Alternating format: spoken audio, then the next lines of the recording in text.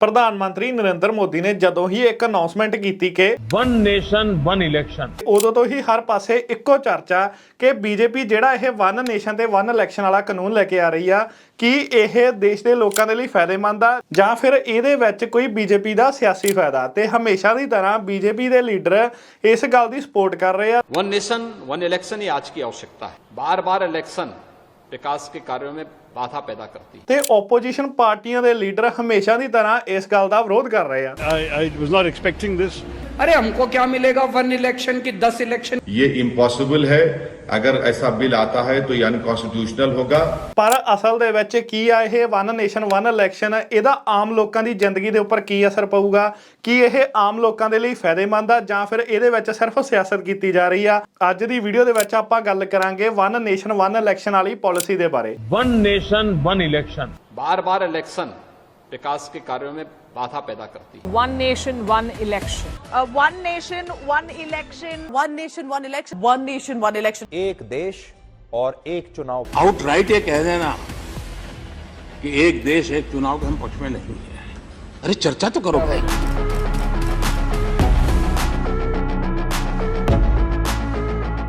ਸੋ ਇਹ ਜਿਹੜਾ one nation one election ਵਾਲਾ ਮੁੱਦਾ ਇਹ ਚਰਚਾ ਦੇ ਵਿੱਚ ਕਿਉਂ ਆਇਆ ਤਾਂ 1 ਸਤੰਬਰ 2023 ਨੂੰ ਇੱਕ ਅਜਿਹੀ ਕਮੇਟੀ ਬਣਾਈ ਜਾਂਦੀ ਹੈ ਜਿਹਨੂੰ ਕਿ ਭਾਰਤ ਦੇ 14ਵੇਂ ਪ੍ਰੈਜ਼ੀਡੈਂਟ ਰਾਮਨਾਥ ਕੋਵਿੰਦ ਲੀਡ ਕਰ ਰਹੇ ਹੁੰਦੇ ਆ। ਤੇ ਇਸ ਕਮੇਟੀ ਦਾ ਇੱਕੋ ਮਕਸਦ ਹੁੰਦਾ ਕਿ ਦੇਸ਼ ਦੇ ਲੋਕਾਂ ਦੇ ਵਿੱਚ ਜਾ ਕੇ ਇਹ ਗੱਲ ਦਾ ਸਰਵੇ ਕਰਨਾ ਕਿ ਦੇਸ਼ ਨੂੰ ਕੀ ਵਨ ਨੇਸ਼ਨ ਵਨ ਇਲੈਕਸ਼ਨ ਦੀ ਜ਼ਰੂਰਤ ਹੈ ਵੀ ਜਾਂ ਨਹੀਂ। ਤੇ ਜਦੋਂ ਹੀ ਇਹ ਖਬਰ ਨੂੰ ਕਈ ਅਖਬਾਰਾਂ ਨੇ ਛਾਪਿਆ ਉਦੋਂ ਤੋਂ ਹੀ ਲੋਕਾਂ ਦੇ ਵਿੱਚ, ਸਰਕਾਰ ਦੇ ਵਿੱਚ ਤੇ ਆਪੋਜੀਸ਼ਨ ਪਾਰਟੀਆਂ ਦੇ ਵਿੱਚ ਇੱਕੋ ਗੱਲ ਦੀ ਚਰਚਾ ਕਿ ਬੀਜੇਪੀ ਸਰਕਾਰ ਹੁਣ ਦੇ ਵਿੱਚ ਸਾਈਮਲਟੇਨੀਅਸ ਇਲੈਕਸ਼ਨ ਕਰਵਾਊਗੀ ਤੇ ਉਹ ਵੀ ਸਾਲ 2024 ਦੇ ਵਿੱਚ ਹੀ ਕਰਵਾਊ। ਤੇ ਇਸੇ ਹੀ ਗੱਲ ਦੇ ਕਰਕੇ ਸਾਰੀਆਂ ਆਪੋਜੀਸ਼ਨ ਪਾਰਟੀਆਂ ਪ੍ਰਧਾਨ ਮੰਤਰੀ ਨਰਿੰਦਰ ਮੋਦੀ ਦੇ ਪਿੱਛੇ ਪੈ ਗਈਆਂ। ਰਾਹੁਲ ਗਾਂਧੀ ਨੇ ਤਾਂ ਇੱਥੋਂ ਤੱਕ ਟਵੀਟ ਕੀਤਾ ਕਿ ਇਹ ਤਾਂ ਹੁਣ ਇੰਡੀਅਨ ਸਟੇਟਸ ਦੇ ਉੱਪਰ ਸਿੱਧਾ ਹਮਲਾ। ਇਹਦੇ ਤੋਂ ਇਲਾਵਾ ਕੇਜਰੀਵਾਲ ਨੇ ਵੀ ਆਪਦੀ ਸਪੀਚ ਦੇ ਵਿੱਚ ਕੁਝ ਇਦਾਂ ਦਾ ਰਿਐਕਸ਼ਨ ਦਿੱਤਾ। अरे हमको क्या मिलेगा वन इलेक्शन की 10 इलेक्शन। ਪਰ ਹਮੇਸ਼ਾ ਦੀ ਤਰ੍ਹਾਂ ਇਹਨਾਂ ਸਾਰੇ ਵਿਰੋਧਾਂ ਦੇ ਬਾਵਜੂਦ ਵੀ ਮੋਦੀ ਸਰਕਾਰ ਇਸ ਗੱਲ ਦੇ ਉੱਪਰ ਅੜੀ ਹੋਈ ਆ ਕਿ ਦੇਸ਼ ਦੇ ਵਿੱਚ वन नेशन वन इलेक्शन ਹੋਣੇ ਚਾਹੀਦੇ ਆ। ਤੇ ਇਸੇ ਹੀ ਗੱਲ ਦੇ ਕਰਕੇ ਉਹਨਾਂ ਨੇ ਦੇਸ਼ ਦੇ ਗ੍ਰਹਿ ਮੰਤਰੀ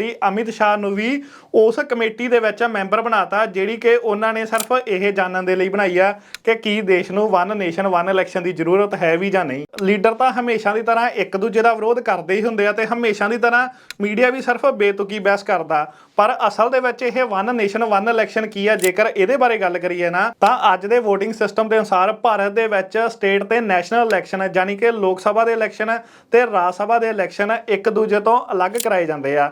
ਕਈ ਵਾਰੀ ਤਾਂ ਜਿਹੜੇ ਸਟੇਟ ਇਲੈਕਸ਼ਨ ਹੁੰਦੇ ਆ ਇਹ ਵੀ ਇੱਕ ਦੂਜੀ ਸਟੇਟ ਤੋਂ ਅਲੱਗ ਟਾਈਮ ਤੇ ਕਰਾਏ ਜਾਂਦੇ ਆ। ਤੇ ਜਿਹੜਾ ਇਹ ਵਨ ਨੇਸ਼ਨ ਵਨ ਇਲੈਕਸ਼ਨ ਵਾਲਾ ਫਾਰਮੂਲਾ ਇਹ ਇੰਡੀਕੇਟ ਕਰਦਾ ਕਿ ਪੂਰੇ ਦੇਸ਼ ਦੇ ਵਿੱਚ ਇੱਕੋ ਸਮੇਂ ਰਾਜ ਸਭਾ ਤੇ ਲੋਕ ਸਭਾ ਦੇ ਇਲੈਕਸ਼ਨ ਕੰਡਕਟ ਕਰਾਏ ਜਾਣਗੇ। ਜਦੋਂ ਹੀ ਲੋਕ ਸਭਾ ਦੇ ਇਲੈਕਸ਼ਨ ਹੋਣਗੇ ਉਸੇ ਹੀ ਸਮੇਂ ਉਸੇ ਹੀ ਪੋਲਿੰਗ ਬੂਥ ਤੇ ਇੱਕੋ ਵੋਟਰ 2 ਵੋਟਾਂ ਪਾਊਗਾ ਯਾਨੀ ਕਿ 1 ਵੋਟ ਤਾਂ ਲੋਕ ਸਭਾ ਦੇ ਲਈ ਤੇ 1 ਵੋਟ ਰਾਜ ਸਭਾ ਦੇ ਲਈ। ਇੱਕੋ ਸਮੇਂ ਵੋਟ ਪਾ ਕੇ ਇੱਕ ਵੋਟਰ ਆਪਦਾ ਉਸੇ ਸਮੇਂ ਰਾਜ ਸਭਾ ਦਾ ਮੈਂਬਰ ਵੀ ਚੁਣੂਗਾ ਤੇ ਲੋਕ ਸਭਾ ਦਾ ਮੈਂਬਰ ਵੀ ਚੁਣੂਗਾ। ਜਿਹੜੀ ਇਹ ਵਨ ਨੇਸ਼ਨ ਵਨ ਇਲੈਕਸ਼ਨ ਵਾਲੀ ਪਾਲਿਸੀ ਆ ਇਹ ਕੋਈ ਨਵੀਂ ਚੀਜ਼ ਨਹੀਂ। ਇਹ ਭਾਰਤ ਦੇ ਵਿੱਚ ਪਹਿਲਾਂ ਵੀ ਹੁੰਦੀ ਸੀ। ਜਦੋਂ ਸਾਲ 1951 ਤੋਂ ਲੈ ਕੇ ਸਾਲ 1967 ਤੱਕ ਇੱਕੋ ਸਮੇਂ ਸਟੇਟ ਦੇ ਵਿੱਚ ਵੀ ਤੇ ਨੈਸ਼ਨਲ ਲੈਵਲ ਦੇ ਉੱਪਰ ਵੀ ਇਲੈਕਸ਼ਨ ਕਰਵਾਏ ਜਾਂਦੇ ਸੀ। ਤੇ ਫਿਰ ਸਾਲ 1967 ਦੇ ਵਿੱਚ ਹਰ ਵਾਰ ਦੀ ਤਰ੍ਹਾਂ ਹਰ ਇੱਕ ਮੁੱਦੇ ਨੂੰ ਬਦਲਣ ਵਾਲੀ ਪ੍ਰਧਾਨ ਮੰਤਰੀ ਦੀ ਐਂਟਰੀ ਹੁੰਦੀ ਆ ਯਾਨੀ ਕਿ ਇੰਦਰਾ ਗਾਂਧੀ ਦੀ ਐਂਟਰੀ ਹੁੰਦੀ ਆ।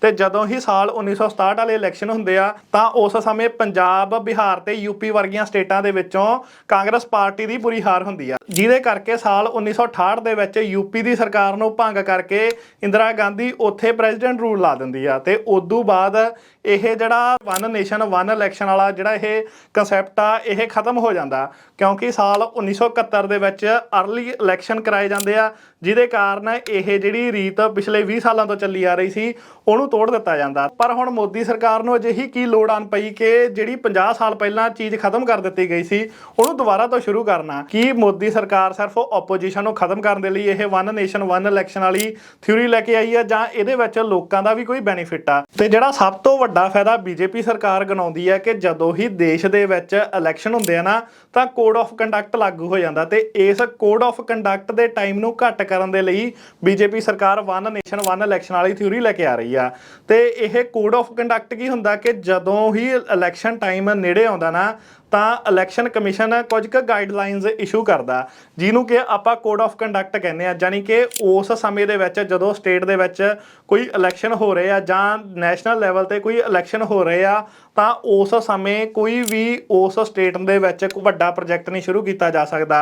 ਸਰਕਾਰ ਆਲਮੋਸਟ ਸਸਪੈਂਡ ਕਰ ਦਿੱਤੀ ਜਾਂਦੀ ਆ, ਲੋਕਾਂ ਦੇ ਕੰਮ ਰੋਕ ਦਿੱਤੇ ਜਾਂਦੇ ਆ, ਸਿਰਫ ਰੋਜ਼ਮਰਾ ਦੇ ਜਿਹੜੇ ਆਮ ਕੰਮ ਹੁੰਦੇ ਆ ਸਿਰਫ ਉਹੀ ਕੰਮ ਕੀਤੇ ਜਾਂਦੇ ਆ, ਕੋਈ ਵੀ ਡਿਵੈਲਪਮੈਂਟ ਵਾਲਾ ਕੰਮ ਨਹੀਂ ਹੁੰਦਾਗਾ। ਤੇ ਜਿਹੜਾ ਇਹ ਕੋਡ ਆਫ ਕੰਡਕਟ ਵਾਲਾ ਸਮਾਂ ਇਹ ਲੋਕ ਸਭਾ ਦੇ ਇਲੈਕਸ਼ਨਾਂ ਦੇ ਲਈ ਤਕਰੀਬਨ 2.5 ਮਹੀਨਿਆਂ ਤੋਂ ਲੈ ਕੇ 3 ਮਹੀਨੇ ਤੱਕ ਦਾ ਹੁੰਦਾ, ਤੇ ਜਿਹੜੇ ਇਹ ਸਟੇਟ ਇਲੈਕਸ਼ਨ ਹੁੰਦੇ ਆ ਇਹ ਆਮ ਤੌਰ ਤੇ 2 ਮਹੀਨਿਆਂ ਦਾ ਕੋਡ ਆਫ ਕੰਡਕਟ ਦਾ ਸਮਾਂ ਹੁੰਦਾ। ਜਾਨੀ ਕਿ ਤਕਰੀਬਨ 5 ਮਹੀਨਿਆਂ ਤੱਕ ਜਿਹੜੀ ਸਰਕਾਰ ਆ ਉਹ ਸਸਪੈਂਡ ਰਹਿੰਦੀ ਆ, ਉਹ ਕੋਈ ਵੀ ਕੰਮ ਨਹੀਂ ਕਰ ਰਹੀ ਹੁੰਦੀਗੀ। ਤਾਂ ਕਰਕੇ ਇਹ ਜਿਹੜੇ 5 ਮਹੀਨਿਆਂ ਵਾਲਾ ਟਾਈਮ ਆ, ਬੀਜੇਪੀ ਸਰਕਾਰ ਕਹਿੰਦੀ ਹੈ ਕਿ ਉਸ ਸਮੇਂ ਨੂੰ ਘਟਾ ਕੇ ਉਹ ਇੱਕੋ ਵਾਰੀ ਇਲੈਕਸ਼ਨ ਕਰਾ ਕੇ ਯੂਜ਼ ਕਰ ਸਕਦੇ ਆ ਡਿਵੈਲਪਮੈਂਟ ਦੇ ਕੰਮਾਂ ਦੇ ਲਈ। वन नेशन वन इलेक्शन ही आज की आवश्यकता है। बार बार इलेक्शन विकास के कार्यों में बाधा पैदा करती है। ਤੇ ਇਹਦੇ ਲਈ ਉਹ ਇਹ ਵੀ ਤਰਕ ਦਿੰਦੇ ਆ ਕਿ ਜਦੋਂ ਸਾਲ 2014 ਦੇ ਵਿੱਚ ਕਈ ਸਟੇਟਾਂ ਦੇ ਵਿੱਚ ਪਹਿਲਾਂ ਰਾਜ ਸਭਾ ਦੇ ਇਲੈਕਸ਼ਨ ਹੋਏ ਸੀ ਤੇ ਫਿਰ ਨਾਲ ਦੀ ਨਾਲ ਉੱਥੇ ਲੋਕ ਸਭਾ ਦੇ ਇਲੈਕਸ਼ਨ ਹੋਏ, ਤਾਂ ਤਕਰੀਬਨ 7 ਮਹੀਨਿਆਂ ਤੱਕ ਗਵਰਨਮੈਂਟ ਉੱਥੇ ਸਸਪੈਂਡ ਰਹੀ ਸੀ,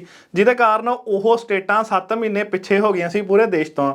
ਤਾਂ ਕਰਕੇ ਉਹ ਇਸ ਗੱਲ ਦੀ ਸਪੋਰਟ ਦੇ ਵਿੱਚ ਵਨ ਨੇਸ਼ਨ ਵਨ ਇਲੈਕਸ਼ਨ ਵਾਲੀ ਥਿਊਰੀ ਨੂੰ ਲੈ ਕੇ ਆਉਂਦੇ ਆ ਕਿ ਕੋਡ ਆਫ ਕੰਡਕਟ ਦੇ ਸਮੇਂ ਨੂੰ ਘੱਟ ਕੀਤਾ ਜਾ ਸਕੇ। ਇਹਦੇ ਤੋਂ ਇਲਾਵਾ ਬੀਜੇਪੀ ਸਰਕਾਰ ਦੇ ਕੁਝ ਕੁ ਲੀਡਰ ਇਹ ਵੀ ਤਰਕ ਦਿੰਦੇ ਆ ਕਿ ਜਦੋਂ ਇਲੈਕਸ਼ਨ ਵਾਰ-ਵਾਰ ਕਰਵਾਏ ਜਾਂਦੇ ਆ ਨਾ ਤਾਂ ਬਹੁਤ ਜ਼ਿਆਦਾ ਖਰਚ ਆਉਂਦਾ। ਜਿਵੇਂ ਕਿ ਆਪਾਂ ਸਾਲ 2019 ਦੇ ਇਲੈਕਸ਼ਨਾਂ ਦੀ ਗੱਲ ਕਰੀਏ ਤਾਂ ਤਕਰੀਬਨ 60,000 ਕਰੋੜ ਰੁਪਏ ਦੀ ਕਾਸਟ ਆਈ ਸੀਗੀ ਇਹ ਇਲੈਕਸ਼ਨਸ ਨੂੰ ਕੰਡਕਟ ਕਰਾਉਣ ਦੇ ਲਈ, ਤੇ ਇਹ ਦੁਨੀਆ ਦੇ ਸਭ ਤੋਂ ਮਹਿੰਗੇ ਇਲੈਕਸ਼ਨ ਕੰਸੀਡਰ ਕੀਤੇ ਜਾਂਦੇ ਆ ਕਿ ਇੰਨਾ ਪੈਸਾ ਪੂਰੀ ਦੁਨੀਆ ਦੇ ਵਿੱਚ ਕਿਤੇ ਵੀ ਇਲੈਕਸ਼ਨ ਕੰਡਕਟ ਕਰਾਉਣ ਦੇ ਉੱਪਰ ਨਹੀਂ ਲੱਗਿਆ।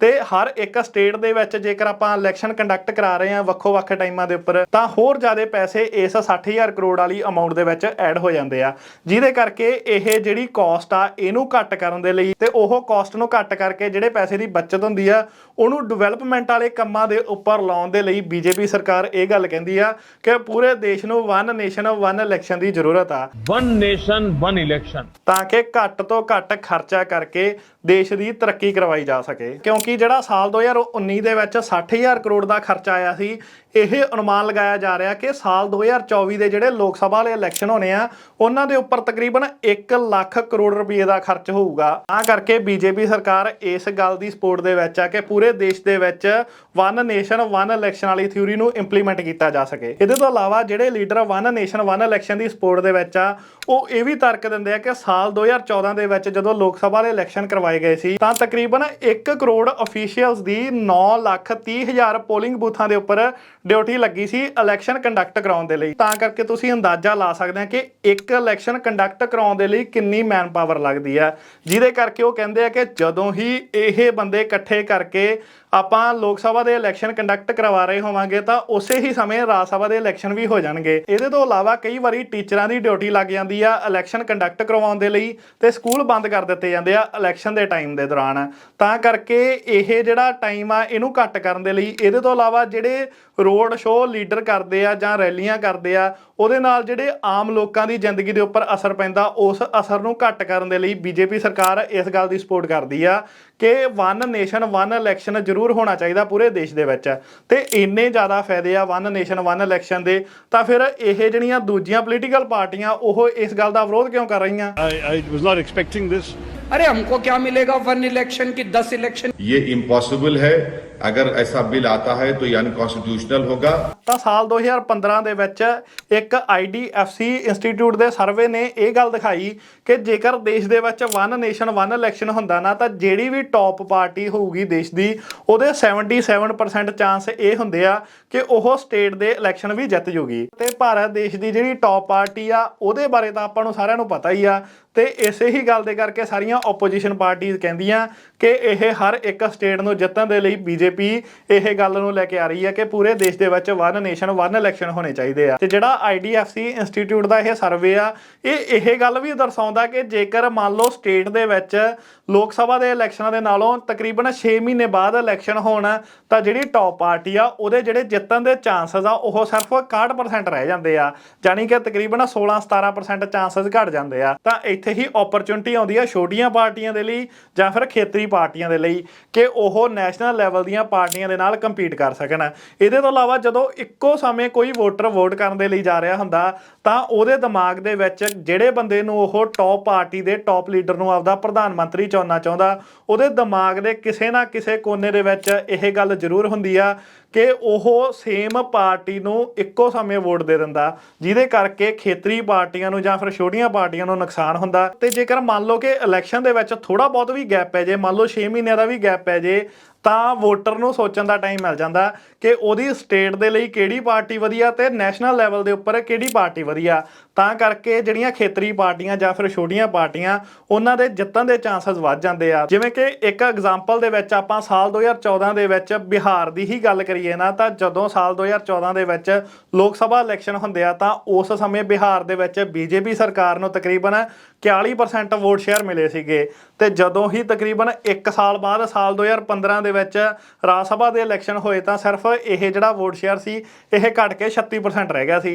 ਯਾਨੀ ਕਿ ਜਿਹੜਾ ਉਹ 5% ਦਾ ਅੰਕੜਾ ਇਹ ਹਾਰ ਜਿੱਤ ਤੈਅ ਕਰ ਸਕਦਾ ਕਿਸੇ ਵੀ ਸਟੇਟ ਦੇ ਵਿੱਚ ਕਿਸੇ ਵੀ ਪਾਰਟੀ ਦੀ। ਬਾਕੀ ਜਿਹੜੀਆਂ ਵੀ parties one nation one election ਨੂੰ ਅਪੋਜ਼ ਕਰਦੀਆਂ ਨੇ ਉਹ ਇਹ ਤਰਕ ਦਿੰਦੀਆਂ ਨੇ ਕਿ ਜਿਹੜੇ ਸਟੇਟ ਦੇ ਮੁੱਦੇ ਨੇ ਉਹ ਸ਼ਾਇਦ ਜਦੋਂ ਲੋਕ ਸਭਾ ਤੇ ਰਾਜ ਸਭਾ ਦੇ ਇਲੈਕਸ਼ਨ ਇਕੱਠੇ ਹੋਣਗੇ ਤਾਂ ਉਹ ਦੇਸ਼ ਦੇ ਮੁੱਦਿਆਂ ਦੇ ਥੱਲੇ ਦੱਬ ਜਾਣਗੇ ਤੇ ਸ਼ਾਇਦ ਸਟੇਟਾਂ ਨੂੰ ਉਹਨਾਂ ਦਾ ਬਣਦਾ ਹੱਕ ਨਹੀਂ ਮਿਲਣਾ। ਤਾਂ ਕਰਕੇ ਦੇਸ਼ ਦੇ ਵਿੱਚ ਸਟੇਟ ਤੇ ਨੈਸ਼ਨਲ ਲੈਵਲ ਦੇ ਇਲੈਕਸ਼ਨ ਇਕੱਠੇ ਨਹੀਂ ਹੋਣੇ ਚਾਹੀਦੇਗੇ। ਤੇ ਜਿਹੜਾ ਹੁਣ ਇੰਡੀਆ ਦੇ ਵਿੱਚ VOTING ਦਾ ਕਨਸੈਪਟ ਚੱਲ ਰਿਹਾ, ਥੋੜੇ ਸਮੇਂ ਬਾਅਦ ਕਿਸੇ ਨਾ ਕਿਸੇ ਸਟੇਟ ਦੇ ਵਿੱਚ ਇਲੈਕਸ਼ਨ ਹੁੰਦੇ ਰਹਿੰਦੇ ਆ, ਤਾਂ ਇਹਦੇ ਨਾਲ ਜਿੰਨੀਆਂ ਵੀ ਪੋਲੀਟੀਕਲ ਪਾਰਟੀਜ਼ ਆ ਉਹਨਾਂ ਦੇ ਉੱਪਰ ਇੱਕ ਗੱਲ ਦਾ ਦਬਾਅ ਹੁੰਦਾ ਕਿ ਉਹਨਾਂ ਨੇ ਉਸ ਸਟੇਟ ਦੇ ਵਿੱਚ ਕੰਮ ਕਰਨਾ ਜੇਕਰ ਉਹਨਾਂ ਨੇ ਉਸ ਸਟੇਟ ਦੇ ਵਿੱਚ ਜਿੱਤਣਾ। ਤੇ ਜੇਕਰ ਇੱਕੋ ਸਮੇਂ ਪੂਰੇ ਦੇਸ਼ ਦੇ ਵਿੱਚ ਸਟੇਟ ਦੇ ਤੇ ਲੋਕ ਸਭਾ ਦੇ ਇਲੈਕਸ਼ਨ ਇਕੱਠੇ ਹੋ ਗਏ ਤਾਂ ਫਿਰ ਸ਼ਾਇਦ ਇਹ ਜਿਹੜੀਆਂ ਪੋਲੀਟੀਕਲ ਪਾਰਟੀਜ਼ ਆ ਇਹ 5 ਸਾਲਾਂ ਤੱਕ ਕੋਈ ਵੀ ਕੰਮ ਨਹੀਂ ਕਰਨਗੀਆਂ, ਕਿਉਂਕਿ ਉਹਨਾਂ ਨੂੰ ਪਤਾ ਹੋਊਗਾ ਕਿ ਆਉਣ ਵਾਲੇ ਅਗਲੇ ਤਕਰੀਬਨ 5 ਸਾਲਾਂ ਤੱਕ ਕੋਈ ਵੀ ਇਲੈਕਸ਼ਨ ਨਹੀਂ। ਤਾਂ ਕਰਕੇ ਸਾਰੇ ਦੇ ਸਾਰੇ ਲੀਡਰ ਚੁੱਪ-ਚਾਪ ਆਪਣੇ ਘਰਾਂ ਦੇ ਵਿੱਚ ਬਹਿ ਜਾਣਗੇ, ਉਹ ਬਿਲਕੁਲ ਵੀ ਲੋਕਾਂ ਦਾ ਕੰਮ ਨਹੀਂ ਕਰਨਗੇ। ਇਸੇ ਹੀ ਗੱਲ ਦੇ ਕਰਕੇ ਜਿਹੜੇ ਇਹ ਵਨ ਨੇਸ਼ਨ ਤੇ ਵਨ ਇਲੈਕਸ਼ਨ ਵਾਲੀ ਥਿਊਰੀ ਆ ਇਹ ਥੋੜੀ ਕੁ ਇਹ ਜਿੰਨੀਆਂ ਵੀ ਪਾਰਟੀਆਂ ਇਹਦਾ ਵਿਰੋਧ ਕਰਦੀਆਂ ਉਹ ਇਹ ਸਾਰੇ ਤਰਕ ਗਿਣਾ ਕੇ ਇਹਨੂੰ ਬੀਜੇਪੀ ਸਰਕਾਰ ਦੀ ਸਿਆਸਤ ਦੱਸਦੀਆਂ। ਪਰ ਜੇ ਇਹ ਵਨ ਨੇਸ਼ਨ ਵਨ ਇਲੈਕਸ਼ਨ ਵਾਲੀ ਥਿਊਰੀ ਇੰਪਲੀਮੈਂਟ ਹੋ ਜਾਂਦੀ ਆ ਤਾਂ ਇਲੈਕਸ਼ਨ ਕਮਿਸ਼ਨ ਦੇ ਉੱਪਰ ਸਭ ਤੋਂ ਵੱਧ ਦਬਾਅ ਹੋਊ, ਕਿਉਂਕਿ ਇੰਨੀ ਜ਼ਿਆਦਾ ਵੱਡੀ ਆਬਾਦੀ ਵਾਲੇ ਦੇਸ਼ ਦੇ ਉੱਪਰ ਇੱਕੋ ਸਮੇਂ ਦੇ ਵਿੱਚ ਸਟੇਟ ਤੇ ਨੈਸ਼ਨਲ ਲੈਵਲ ਦੇ ਜਿਹੜੇ ਇਲੈਕਸ਼ਨ ਆ ਇਹਨੂੰ ਕੰਡਕਟ ਕਰਾਉਣ ਦਾ ਜਿਹੜਾ ਦਬਾਅ ਉਹ ਬਹੁਤ ਜ਼ਿਆਦਾ ਹੋਊਗਾ। ਬਹੁਤ ਜ਼ਿਆਦਾ ਵੱਡੀ ਮਾਤਰਾ ਦੇ ਵਿੱਚ EVM ਚਾਹੀਦੀਆਂ ਹੋਣਗੀਆਂ ਤਾਂ ਕਿ ਇੱਕੋ ਸਮੇਂ ਦੇ ਵਿੱਚ ਇਹ ਜਿਹੜੀਆਂ ਵੋਟਾਂ ਸਾਰੇ ਦੇਸ਼ ਦੇ ਵਿੱਚ ਕਰਵਾਈਆਂ ਜਾ ਸਕਣ, ਜਿਹੜੀ ਕਿ ਬਹੁਤ ਹੀ ਵੱਡੀ ਚੁਣੌਤੀ ਹੋਊਗੀ ਇਲੈਕਸ਼ਨ ਕਮਿਸ਼ਨ ਦੇ ਸਾਹਮਣੇ। ਤੇ ਜਿਹੜੀ ਸੈਂਟਰ ਸਰਕਾਰ ਦੇ ਸਾਹਮਣੇ ਚੁਣੌਤੀ ਆਊਗੀ ਉਹ ਇਹ ਹੋਊਗੀ ਕਿ ਜਿਵੇਂ ਮੰਨ ਲਓ ਕਿ ਪੰਜਾਬ ਵਰਗੀ ਸਟੇਟ ਆ ਜਿਹਦੇ ਵਿੱਚ ਸਿਰਫ 1.5 ਸਾਲ ਪਹਿਲਾਂ ਇਲੈਕਸ਼ਨ ਹੋਏ ਆ, ਤਾਂ ਕੀ ਤਕਰੀਬਨ 3.5 ਸਾਲ ਰਹਿੰਦੇ ਇਹ ਸਰਕਾਰ ਨੂੰ ਭੰਗ ਕਰ ਦਿੱਤਾ ਜਾਊਗਾ, ਜਾਂ ਫਿਰ ਜਿਨ੍ਹਾਂ ਰਾਜਾਂ ਦੇ ਵਿੱਚ 2024 ਤੋਂ ਪਹਿਲਾਂ ਇਲੈਕਸ਼ਨ ਹੋਣੇ ਆ ਕੀ ਉਹਨਾਂ ਦੀ ਗਵਰਨਮੈਂਟ ਨੂੰ ਐਕਸਟੈਂਡ ਕੀਤਾ ਜਾਊਗਾ? ਕੀ ਇਹ ਸਾਰੀਆਂ ਸਟੇਟਾਂ ਇਸ ਗੱਲ ਦੇ ਲਈ ਰੈਡੀ ਹੋ ਜਾਣਗੀਆਂ ਕਿ ਵਨ ਨੇਸ਼ਨ ਵਨ ਇਲੈਕਸ਼ਨ ਵਾਲੀ ਇਹ ਥਿਊਰੀ ਨੂੰ ਮੰਨ ਲੈਣ? ਤਾਂ ਕਰਕੇ ਇਹ ਜਿਹੜੀ ਥਿਊਰੀ ਆ ਇਹਨੂੰ ਇੰਪਲੀਮੈਂਟ ਕਰਨਾ ਥੋੜਾ ਕੁ ਔਖਾ ਹੋਊਗਾ। ਇਹਦੇ ਤੋਂ ਇਲਾਵਾ ਮੰਨ ਲਓ ਕਿ ਜੇਕਰ ਸਟੇਟ ਦੇ ਵਿੱਚ ਕੋਈ ਸਰਕਾਰ ਭੰਗ ਹੋ ਜਾਂਦੀ ਆ ਤਾਂ ਕੀ ਉਸ ਸਟੇਟ ਨੂੰ ਪ੍ਰੈਜ਼ੀਡੈਂਟ ਰੂਲ ਦੇ ਅੰਡਰ ਰੱਖਿਆ ਜਾਊਗਾ, ਜਾਂ ਫਿਰ ਮੰਨ ਲਓ ਕਿ ਦੇਸ਼ ਦੇ ਵਿੱਚ ਕੋਈ ਸਰਕਾਰ ਭੰਗ ਹੋ ਜਾਂਦੀ ਆ ਤਾਂ ਉਹਦਾ ਕੀ ਕੀਤਾ ਜਾਊਗਾ ਕਿ 5 ਸਾਲਾਂ ਤੱਕ ਫਿਰ ਕੋਈ ਦੇਸ਼ ਦੇ ਵਿੱਚ ਇਲੈਕਸ਼ਨ ਨਹੀਂ ਹੋਣੇ, ਜਾਂ ਫਿਰ ਨੈਸ਼ਨਲ ਲੈਵਲ ਤੇ ਜੇਕਰ ਕੋਈ ਸਰਕਾਰ ਭੰਗ ਹੋ ਗਈ ਤਾਂ ਸਟੇਟ ਲੈਵਲ ਤੇ ਦੁਬਾਰਾ ਤੋਂ ਇਲੈਕਸ਼ਨ ਕੀਤੇ ਜਾਣਗੇ। ਤੇ ਇਹ ਸਾਰੀਆਂ ਚੀਜ਼ਾਂ ਦੇ ਬਾਰੇ ਸਰਕਾਰ ਹਜੇ ਤੱਕ ਬਿਲਕੁਲ ਵੀ ਕਲੀਅਰ ਨਹੀਂ ਗੀ। ਤੇ ਵਨ ਨੇਸ਼ਨ ਵਨ ਇਲੈਕਸ਼ਨ ਦੀ ਥਿਊਰੀ ਦੇ ਬਾਰੇ ਤੁਸੀਂ ਆਪਦੇ ਵਿਚਾਰ ਕਮੈਂਟ ਬਾਕਸ ਦੇ ਵਿੱਚ ਜ਼ਰੂਰ ਦਿਓ ਕਿ ਕੀ ਇਹ ਆਮ ਲੋਕਾਂ ਦੇ ਲਈ ਫਾਇਦੇਮੰਦ ਚੀਜ਼ ਆ ਜਾਂ ਫਿਰ ਇਹਦੇ ਵਿੱਚ ਸਿਰਫ ਬੀਜੇਪੀ ਪਾਰਟੀ ਦੀ ਸਿਆਸਤ ਆ। ਇਹ ਤਾਂ ਵੀਡੀਓ ਸੀ ਵਨ ਨੇਸ਼ਨ ਵਨ ਇਲੈਕਸ਼ਨ ਦੇ ਬਾਰੇ, ਤੇ ਆਹ ਵੀਡੀਓ ਤੇ ਕਲਿੱਕ ਕਰਕੇ ਦੇਖਿਓ ਕਿ ਕਿਵੇਂ ਕੇਂਦਰ ਸਰਕਾਰ ਦੀਆਂ ਘਟੀਆਂ ਨੀਤੀਆਂ ਦੇ ਨਾਲ ਪੰਜਾਬ ਸਟੇਟ ਨੂੰ ਤਬਾਹ ਕਰ ਦਿੱਤਾ ਗਿਆ। ਤੇ ਆਪਾਂ ਤੁਹਾਡੇ ਨਾਲ ਮਿਲਦੇ ਹਾਂ ਅਗਲੀ ਵੀਡੀਓ ਦੇ ਵਿੱਚ।